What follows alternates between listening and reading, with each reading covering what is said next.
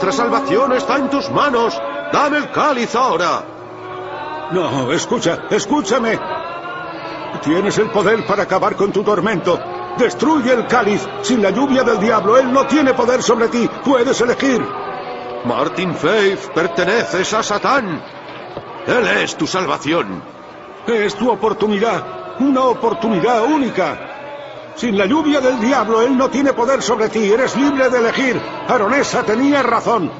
Es tu última oportunidad. Te está mintiendo. Una oportunidad que no volverás a tener. Libera esas almas y te liberarás a ti. Si destruyes la lluvia del diablo, vagarás durante toda la eternidad. Un alma sin dueño. No será ni del cielo ni del infierno. En el nombre de Dios, Michael. Cree en mí tal y como Aronesa creyó en tu salvación. ¡Rompe el cáliz! Te has entregado a Satán, Martin Faith.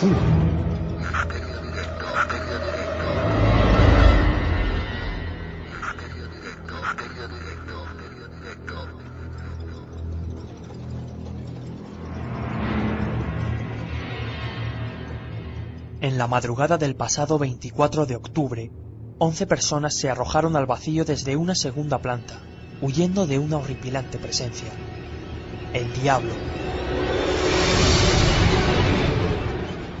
Los hechos ocurrieron en las afueras de París, cuando el pánico se extendió entre los habitantes de un inmueble al ver la figura de un hombre de origen africano desnudo. Un bebé murió y varias personas resultaron heridas. El presunto diablo fue atacado con un cuchillo por su propia familia, resultando también herido.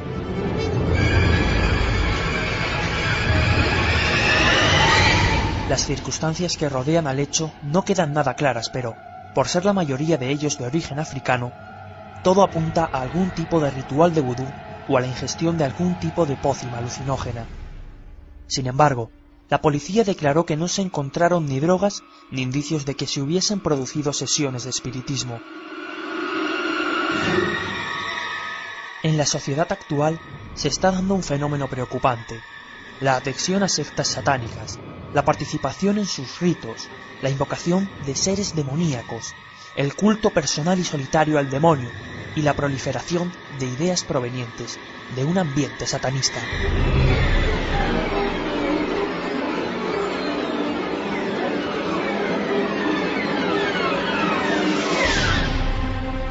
Se habla de satanismo cuando nos referimos a personas, grupos o movimientos que, aislada, estructurada u organizadamente, practican algún tipo de culto, adoración o evocación al ser que en la Biblia es conocido como Lucifer, Diablo o Satanás.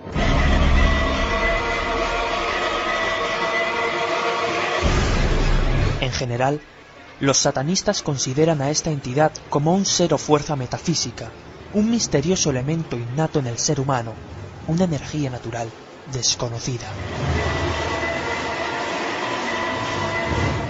Dentro de los diferentes grupos de sectas satánicas hay que destacar, por su peligrosidad, a los adoradores de Set o amigos de Lucifer, ya que se les ha involucrado constantemente en secuestros, abusos sexuales e incluso asesinatos. Algunas de sus oscuras actividades nos hablan de sacrificios de niños y animales, de cultos sincréticos que mezclan las antiguas tradiciones africanas y cristianas, de prácticas sexuales peligrosas y de ritos de sangre, misas negras y un largo etcétera.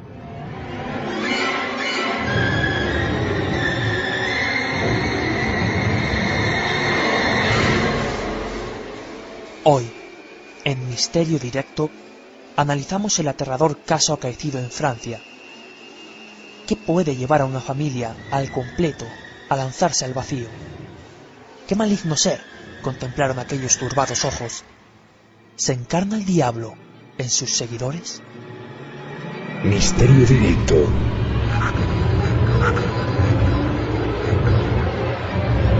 Pedro Amorós nace en Alicante, lugar donde reside actualmente y desempeña sus actividades laborales y de investigación. Cursó los estudios de la carrera de Ingeniería Técnica de Informática. Es maestro en Informática por el Ministerio de Educación y Ciencia, analista de sistemas informáticos y diplomado en Programación por la Universidad de Alicante. Además, es perito judicial de investigación para la Administración de Justicia con las especialidades de científico legal, investigación judicial y calígrafo judicial.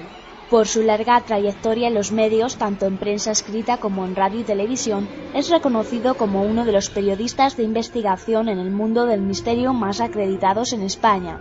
Pedro Amorós, además, es el presidente de la Sociedad Española de Investigaciones Parapsicológicas, fundada en el año 1995, y con la que realiza numerosas investigaciones por toda la geografía internacional, dando rigor y analizando casos como el de Belmez de la Moraleda.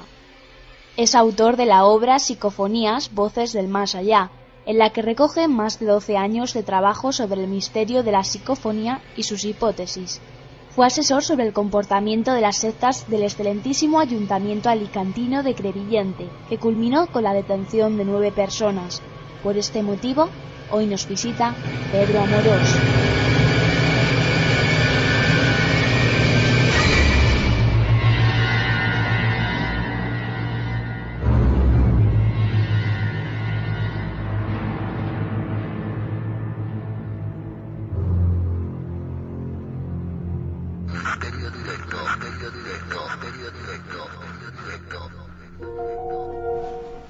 Pedro, muy buenas noches. Bienvenido a Radio Direct.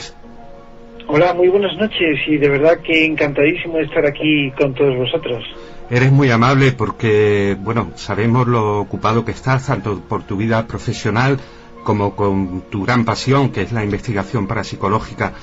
Y bueno, y que tengas esta deferencia con nosotros de participar en el programa, pues la verdad que nos agrada grandemente. Empezamos hablando de la noticia que el día 26 de octubre saltó a los medios.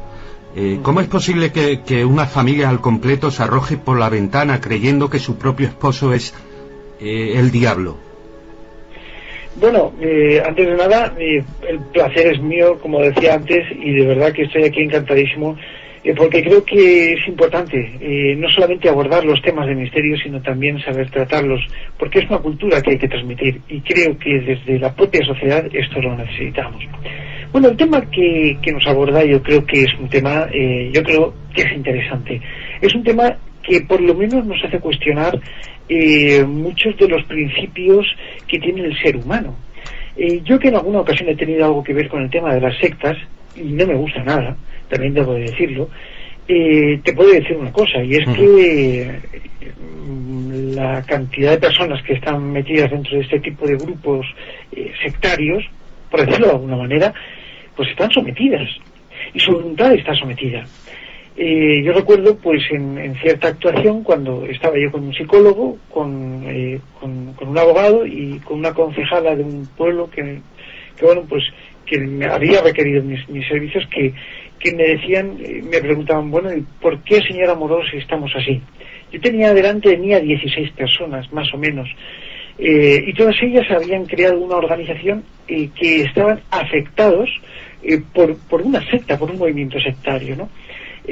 Recuerdo que mirándoles hacia fijamente les dije, bueno, vamos a ver, os lo voy a explicar por qué. Ellos me preguntaban de por qué estaban sometidos, qué era lo que les hacía de alguna manera ser susceptibles a la manipulación por parte de un gurú, de una persona, que es simplemente una persona. Yo cogí un boli de una mesa que estaba a mi lado, lo levanté y dije, bueno, voy a contar hasta 3 y cuando este boli caiga al suelo ustedes dormirán. 1, 2, 3. Y bueno, fue caer el boli al suelo y prácticamente un montón de ellos se desvanecieron junto con el boli, cayeron como si literalmente muertos al suelo. Estaban sometidos a un poder inductivo sugestivo, hipnótico, que bueno, pues estaba en grado superlativo. Afloraba casi a vista previa de cualquier persona, afloraba por sus carnes, ¿no? Estaban sometidos a ese poder mental que bueno, pues una persona les había conferido. Yo creo que este es un poco el punto raíz del problema, donde deberíamos de atacar a las personas que han estado bueno, pues sometidas a una presión por inducción relativa a lo que es un movimiento sectario, ¿no? Un movimiento sectario o un convencimiento pleno sobre algo, ¿no? Yo creo que este podría ser el inicio del planteamiento. Ajá. Hay una dependencia absoluta entonces de este, digamos, maestro, ¿no? Claro, tú piensas que las personas, yo he sido un apasionado de la hipnosis desde hace muchísimos años, tanto como en el caso de las psicofonías. Lo que pasa es que me he decantado más por la psicofonía y la hipnosis la he ido tratando un poco más de forma oculta, ¿no? Porque me encanta. En el mundo de la hipnosis, el sujeto que está recibiendo la inducción hipnótica se somete a la voluntad del, iba a decir experimentador, no, pero del hipnólogo. El hipnólogo es el que le va marcando la serie de pautas que debe de adquirir, y la persona, el sujeto, el paciente, las adquiere por su gestión. Desde un principio lógico y formal, un gurú, una persona que es un grupo, es el jefe de un grupo, perdón, puede llegar a manejar a las personas a voluntad simplemente con una orden. ¿Cómo es posible que personas en determinadas guerras pues hayan obedecido órdenes incluso cuando pues un superior suyo se las mandaba, y estas personas sin un miembro, por ejemplo sin una pierna, han ido intentando andar para cumplir esa misión, ¿no? Es decir, es tal el poder de la mente en determinadas circunstancias que la persona puede llegar a someterse de manera incalculable a una orden, a un poder sugestivo. En cuanto a la noticia de la que hablamos, que publicada el 26 de octubre en la prensa de casi todo el mundo, 11 personas saltan de un segundo piso a la calle porque confunden al marido de la digamos de la madre de la familia con el diablo. ¿En qué estarían pensando, no? Claro, este es el tema. Este es el tema, Alberto. Yo lo que creo es que, en primer lugar, cuando una persona cree fervorosamente en algo, fervientemente en algo, que tiene su convencimiento pleno de que algo va a ocurrir, es indudable que existen multitud de factores positivos para favorecer ese hecho, para que ese hecho se produzca. Y en cualquier caso, si una persona está convencida de que su padre es el diablo, puede llegar a crear una histeria colectiva sugestiva al resto de los familiares, y los restos de los familiares poder llegar a ver el diablo. Esto me ha ocurrido a mí en muchas investigaciones. Yo en alguna ocasión he estado investigando y de repente grabar una psicofonía, y varios experimentadores testigos que estaban allí junto con otros colegas, bueno, pues han entrado en histeria colectiva viendo algo que no era, ¿no? Y esto me ha ocurrido a mí personalmente, con lo cual sí que lo he palpado en mis propias carnes y sé cómo se produce, y no una sola vez. Esto ha ocurrido muchísimas veces. Una de las últimas veces, pues una redactora de una prestigiosa cadena de televisión nacional se fue corriendo del lugar, dejándose allí las cintas, los apuntes y todo, porque estaba atemorizada, ¿no? Atemorizada durante un experimento en el que únicamente se grabaron psicofonías, ¿no? Entonces, fíjate hasta dónde puede llegar la mente humana. Entonces, en este caso en concreto, tú descartas la posibilidad de que realmente el diablo se encarnara en esta persona, ¿verdad? Bueno, en primer lugar, tendríamos que para poder analizar el caso, serían muchas horas de estudio, muchas horas de hablar, porque tendríamos que cogerlo desde el punto de vista más antropológico. Primero habría que ver cuál es la nacionalidad y las creencias religiosas de estas personas, ver cuál y qué tipo de rituales realizaban en determinado momento y a qué se sometían estos, ¿no? Y por otro lado, ver también si realmente dentro de lo que es su capacidad religiosa estaba lo que era la incorporación. Incorporar, al fin y al cabo, dentro de lo que es el punto de vista espiritista, sería que el espíritu de algo o de un ser pudiera proveerse de tu cuerpo para realizar determinadas acciones.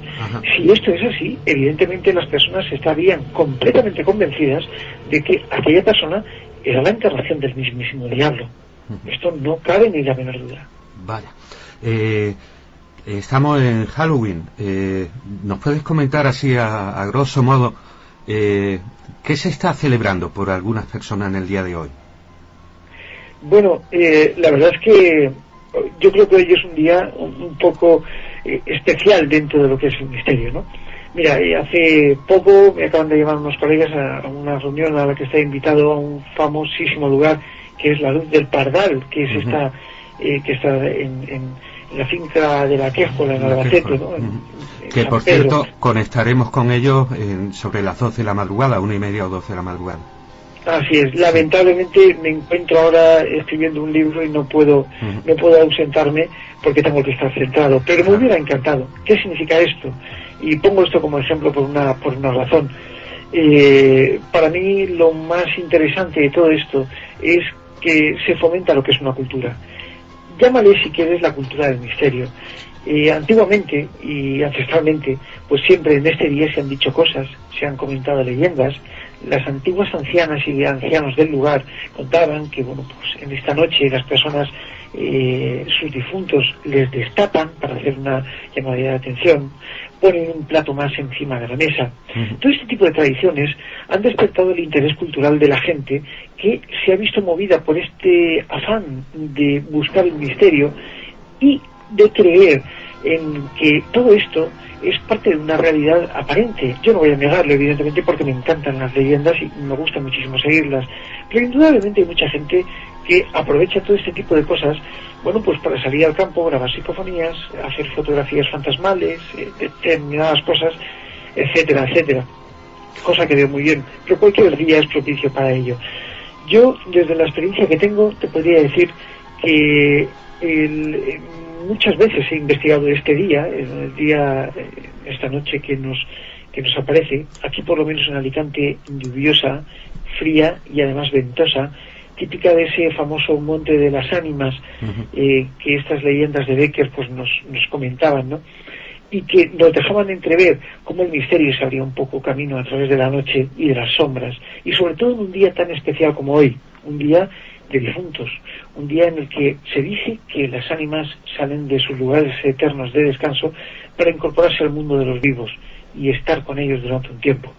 A quien no le pique un poco la curiosidad y sobre todo intentar investigar en este día, pues de verdad que no tiene sangre en las venas, ¿no? Sí. Yo creo que a todo el mundo que nos gusta, creo que es un día especial, por lo menos hay que guardarlo así. Pero también es verdad, Pedro, que hoy algunas sectas satánicas celebran su día más importante, ¿no? Bueno, hay días importantes, yo creo que para muchos grupos sectarios, ¿no? Y desde el punto de vista de las sectas, es posible que alguna utilice como reclamo o como ritual el hecho de estar en la propia noche de San Juan, al igual que, en la noche de difuntos, al igual que la noche de San Juan también es muy especial para la celebración de determinado tipo de ritualística mágica, ¿no? Esto viene a conferir un poco ese poder que las creencias pueden llegar a otorgar a determinadas personas y a determinados grupos, ¿no? En una secta donde un montón de personas están convencidas de que, bueno, pues puede existir un maligno delante de ellos, un diablo, el propio o el mismísimo de Belcebú, que está ahí representado en un carnero, en una cabra o algo así.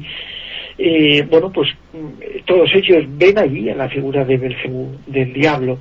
¿Cómo no van a tener en cuenta, por supuesto, una noche especial de difuntos en la que posiblemente los cementerios queden vacíos de ánimas, de almas, y que todas estas, o casi todas estas, estuvieran ya en sus hogares pasando este día y esta noche especial en sus antiguas casas, ¿no? Quizá a lo mejor todo esto pueda tener un símbolo o una simbología interesante para este tipo de personas, ¿no? Pero desde luego que es posible que muchas sectas lo utilicen, y es muy probable también que bueno, pues que ya no solamente para los buscadores del misterio, sino que también para las sectas pueda tener su cierto interés. Comentaste al principio, Pedro, que en tu etapa como asesor sobre el comportamiento de las sectas, colaboraste con, creo que un ayuntamiento de Alicante, incluso se llegó, si no me equivoco, a detener a algunas personas involucradas en ritos satánicos dañinos, por decirlo de alguna forma. ¿Nos puedes contar algo de esto? Bueno, la verdad es que fue un caso verdaderamente interesante. En primer lugar, a mí me contrató el Ayuntamiento de Crevillente, la Concejalía de Bienestar Social, para intentar apoyar a la población, formar a la población en cuanto a un presunto movimiento sectario que se había originado dentro de lo que era la ciudad y que parece ser que venía, según los grupos de seguridad del Estado, venía de otras poblaciones, ¿no? Y se había filtrado precisamente en la ciudad de Crevillente. Claro, esto había causado la alarma social porque un montón de familias pues estaban empezando a cambiar sus hábitos de vida, se estaban rompiendo vínculos familiares, había un montón de separaciones y bueno, pues la concejala de Bienestar Social pues estaba realmente preocupada, ¿no? Claro, esto era una de las cosas que la gente pues no sabía afrontar y no sabía entender. Y por eso mi trabajo, más que nada, era intentar advertir a la población cuáles eran los síntomas de una secta, cómo una secta se desarrollaba, cómo se gestaba una secta, por quién se movía, por qué se originaba y todo eso, para intentar prevenir a las personas que todavía no habían sido captadas. Y desde luego, ya los trabajos junto con psicólogos y abogados y los cuerpos de seguridad del Estado también, junto con los medios de comunicación que nos ayudaron muchísimo, se movió todo el tema para que las personas que presuntamente habían sido acusadas por parte del fiscal y de determinadas personas de realizar una serie de actuaciones ilegales, como era la organización de esta secta, pues fueran detenidas, ¿no? Y gracias a los medios de comunicación, insisto, tuvimos la oportunidad de transmitir lo que eran estas inquietudes y la población nos escuchó, por supuesto que nos escuchó, se movilizaron y al final pues se detuvo, pues creo que a 9 o 10 personas que estaban implicadas dentro de lo que es este movimiento sectario, ¿no? Y así es como terminó. Se desarticuló prácticamente toda la organización y pues sus prácticas eran muy fuertes, según contaban algunos de los testigos.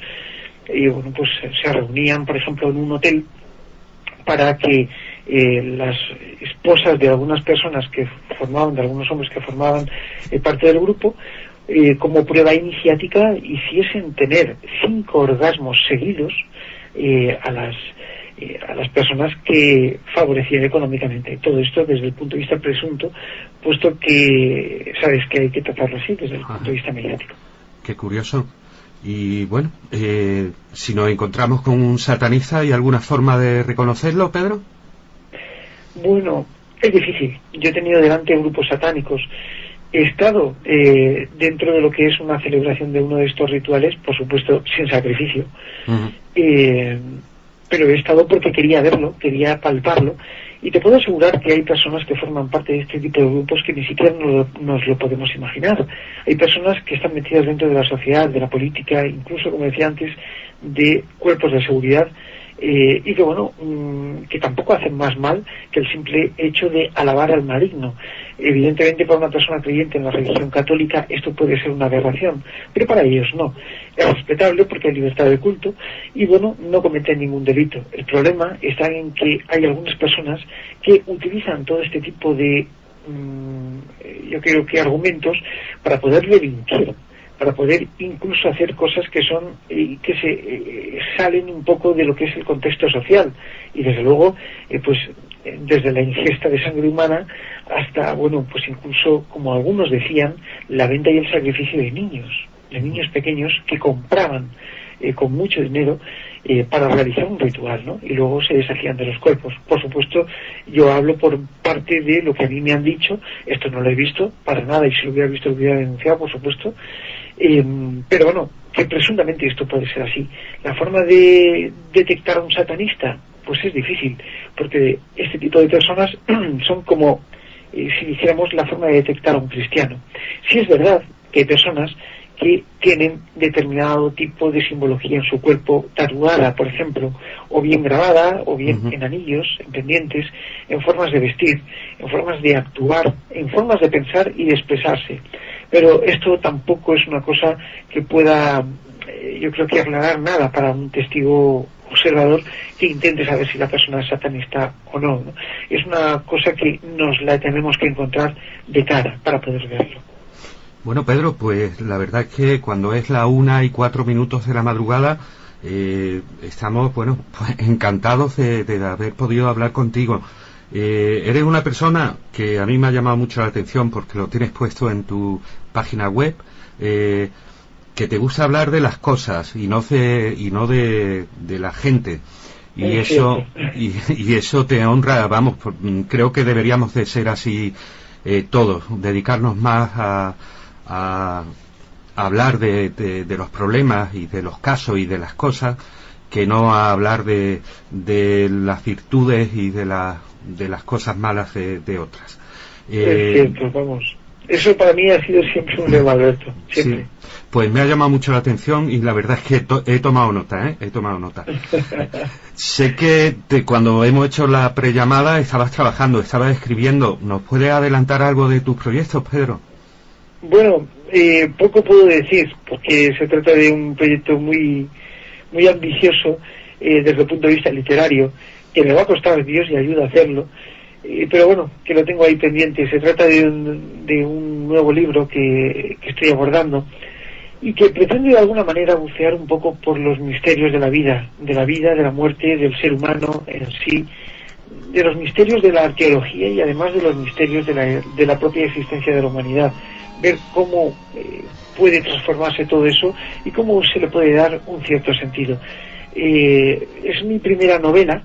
Es una novela mezclada con un ensayo, es algo así un poco difícil de entender, pero vaya, se trata de eso, ¿no? Yo estoy aquí metido pensando con mis personajes, con mis historias, intentando siempre dar un poco ese matiz de ensayo, que es lo único que yo sé hacer dentro de lo que es el estilo literario, porque mis libros son técnicos, prácticos, y no puedo hacer otra cosa. Y intentando darle ese aspecto novelístico para que pueda tener ese sentido, ¿no? Pero ahí estoy con el tema. Y desde luego llevando mis investigaciones con las psicofonías y con lo que es la transcomunicación instrumental, que eso es una cosa que junto con la SEID, la Sociedad Española de Investigaciones Parapsicológicas, pues desarrollo muchas de las investigaciones con los compañeros y todo eso. Pues Pedro, habría tanto de que hablar contigo, porque bueno, ni hemos tocado las psicofonías ni las caras de Belme, pero por supuesto admiramos todo tu trabajo, te seguimos de cerca y sobre todo, como he dicho, con mucha admiración, y también te estoy muy agradecido, incluso admirado también por tu cortesía al atender la llamada de Radio Edenec. Pedro, muchas gracias de todo corazón. Y nada, aquí estamos si alguna vez nos necesitas. Pues nada, muchísimas gracias a vosotros. Para ti un fuerte abrazo, que desde luego he tenido un placer bastante grande de estar aquí contigo un ratito charlando, y que no será la última vez, estoy casi completamente seguro. Y desde luego pues felicitar al grupo de NES, que siempre ha estado ahí y bueno, pues ha marcado una pauta, y yo creo que también muy importante dentro de lo que es el avance de la investigación del misterio en España. También hay que reconocerlo, y desde luego por toda vuestra labor, que sin duda es admirable. Gracias a vosotros, un fuerte abrazo y saludos a todos los oyentes. Gracias, un abrazo para ti y de verdad muy agradecidos. Alicia, bienvenida, buenas noches. Hola, buenas noches, Alberto, encantada de estar con vosotros. Nos trae una noticia, nos trae esta reunión, digamos, de amigos en esta noche de Halloween. La noticia sobre el hecho acontecido en Francia hace unos días. Sí, en Francia hace unos días 11 personas se han precipitado por la ventana a causa de la creencia de que habían visto al diablo. Las informaciones más veraces son justamente eso, y los datos dados por la fiscal son precisamente que los testimonios de las personas que lo hicieron es que se tiraron por la ventana precisamente solo porque creían haber visto al diablo. Era tan solo un hombre de color que se levantaba a consolar a su hijo medianoche, que estaba llorando. ¿Y qué puede llevar a una persona o a esta familia a confundir al propio padre de ese niño con el diablo?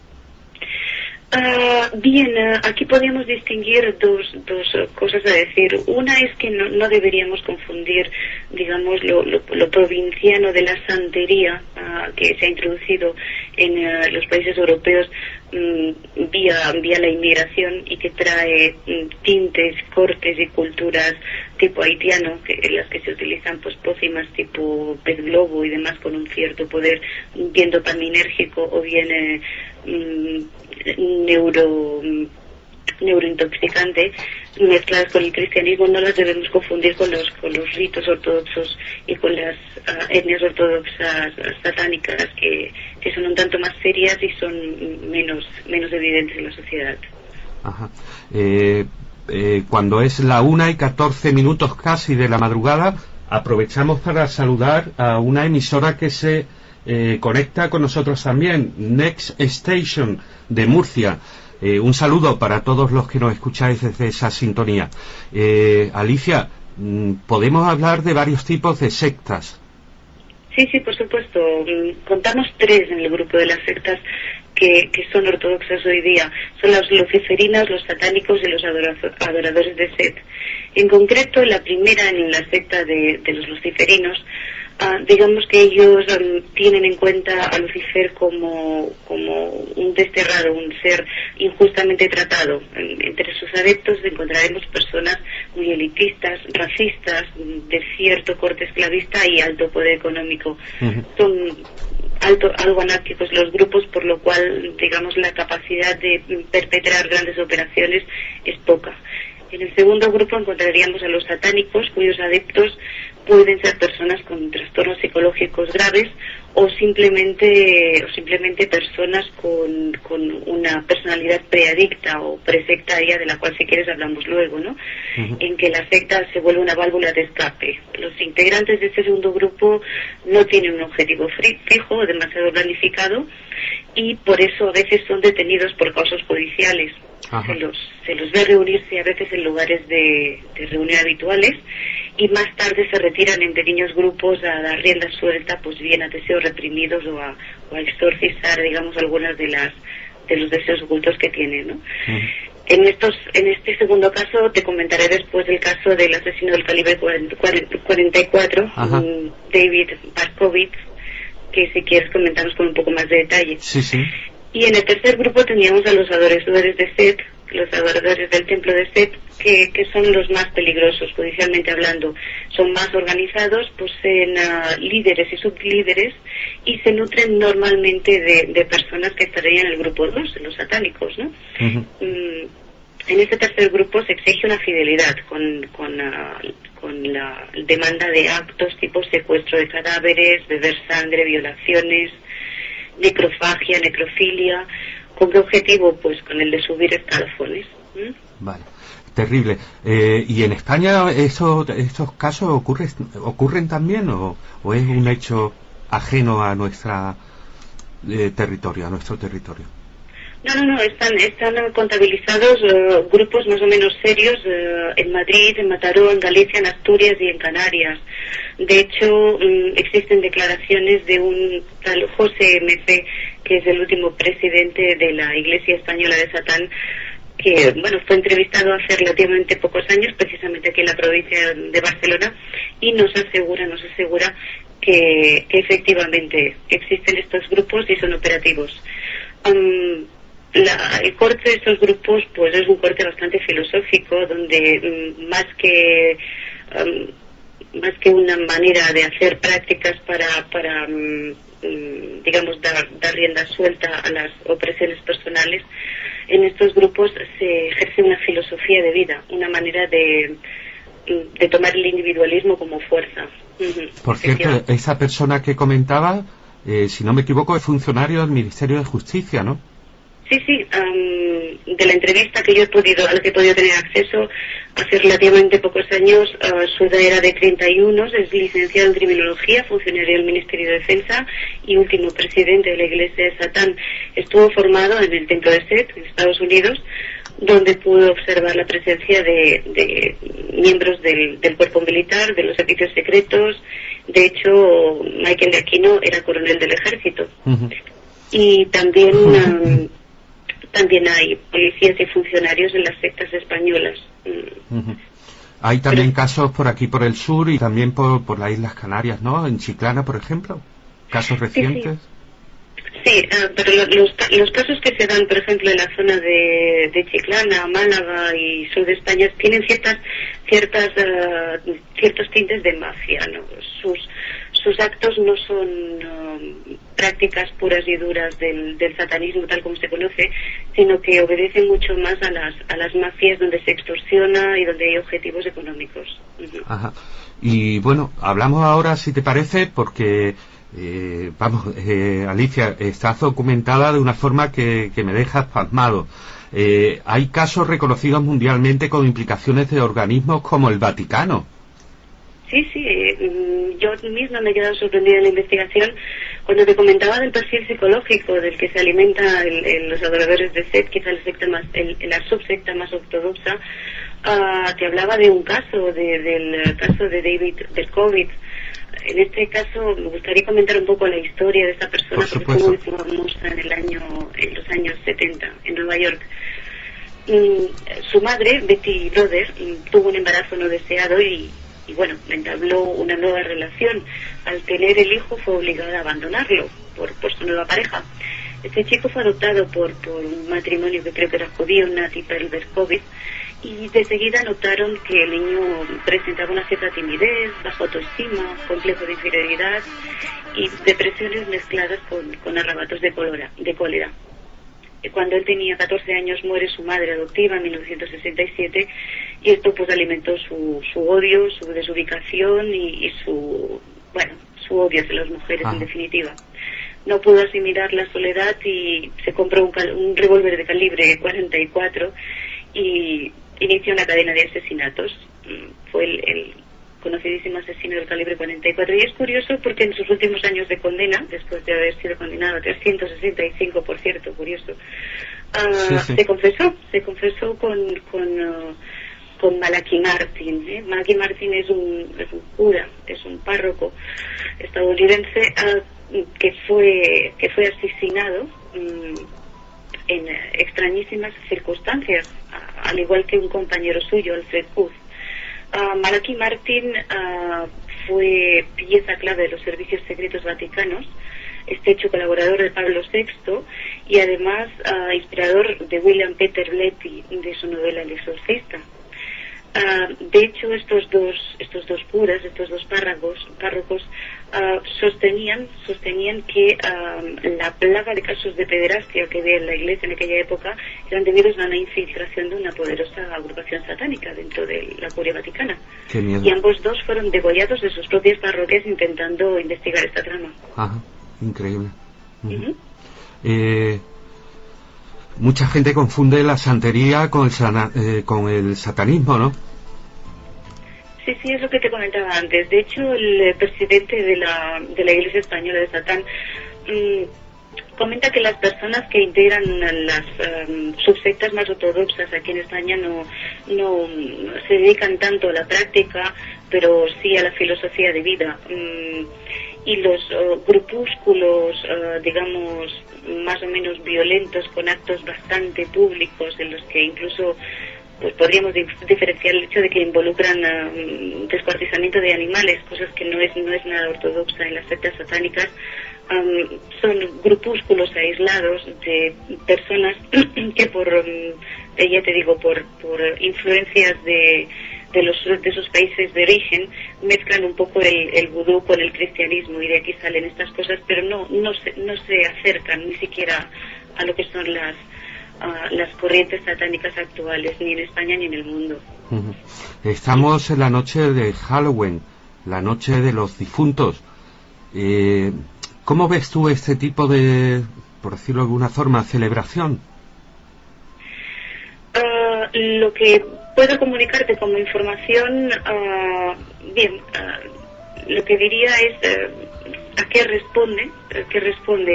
Pues responde, digamos, a una filosofía tipo Chesterton, ¿no? No creer en Dios. Las personas que no creen en Dios porque están decepcionadas de su ubicación en el mundo, de los yugos sociales, de la soledad, pasan de no creer en Dios a creer en todo, ¿no? A liberarse de la angustia y la sociedad, cobrando sentido entonces la identidad del satanismo. Sus decálogos por parte de Alexander Crowley antes de 1947 son algo así como: haz lo que quieras, desea y goza, sé fuerte, no perdones, porque no puedes cumplir la compasión al resto de la humanidad, ¿no? Entonces liberarse de las reglas es liberarse de los yugos.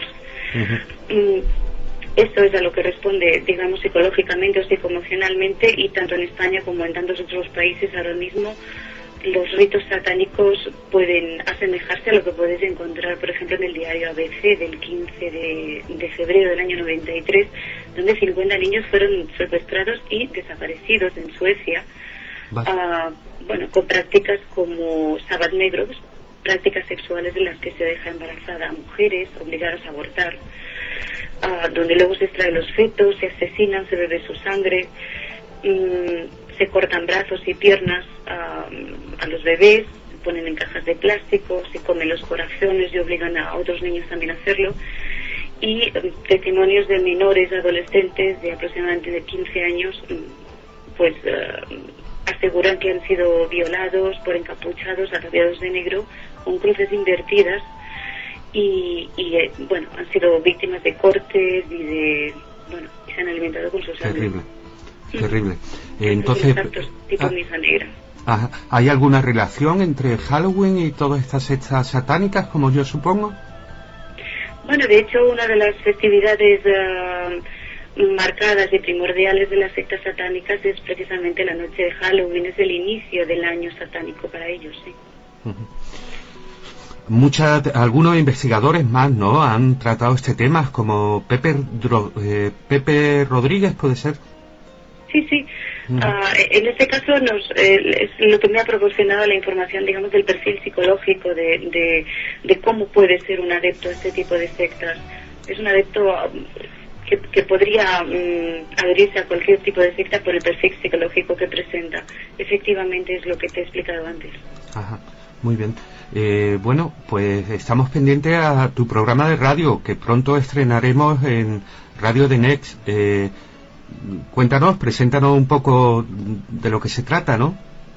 Bueno, es un pequeño proyecto, programa piloto podcast, como ya sabemos los aficionados a esto, y está a caballo entre la ciencia, la heterodoxia, arte de cierto corte gótico y en fin, entrevistas a personajes que nos pueden dar mucho juego en el tema de lo no comprobado. Se llama Psique Radio y tiene varias secciones. Espero que todos podamos disfrutarlo. Yo estoy seguro que sí, porque yo por lo menos lo que he podido escuchar, que además se puede escuchar en la página web. ¿Le puedes decir la dirección, por favor, o el blog? Sí, podéis encontrarlo en www.psiqueradiowordpress.com. Pues Alicia López, muchísimas gracias por tu interesantísima intervención. Esperamos que no sea la última. Y eso, contamos con tu programa. Estamos deseando escucharlo, estamos deseando emitirlo. Bueno, pues cuando queráis estaré disponible para acabar de satisfacer toda nuestra curiosidad. Y gracias a vosotros por recibir, este pequeño rato y compartir este pequeño rato. FNX.